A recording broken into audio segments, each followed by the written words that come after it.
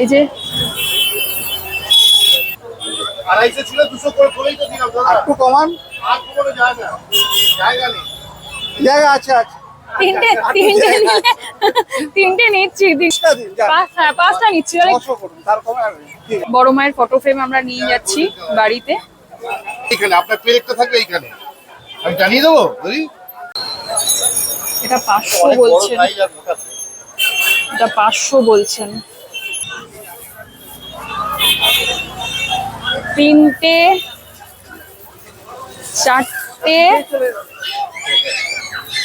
পাঁচটা, টোটাল 5টা ফটো নিলাম। বড় মার ফটো নিয়ে এসেছি পুজো দিতে গিয়ে নৈহাটিতে। দিদার কাছে এসেছি।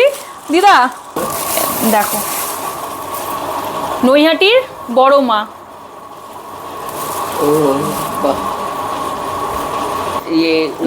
নৈহাটিতে বড় মার পুজো দিয়ে তারপর ওখান থেকে সবার জন্য একটা করে, তারপর দিদার জন্য একটা নিয়ে যাই।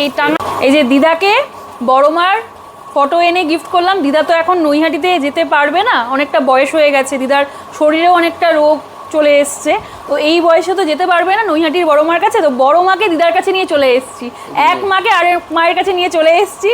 তো অনেকদিন ধরে দেওয়ার ইচ্ছে ছিল, দিদাকে এটা গিফট করার ইচ্ছে ছিল, সবার জন্য এনেছি, তো দিদার জন্য এটা আনলাম। তো তোমার পছন্দ হয়েছে তো? খুব ভালো হয়েছে, খুব ভালো হয়েছে। আমার তো মা ছাড়া কে নেই, দিদার খুব পছন্দ হয়েছে। মাকে চাই। মা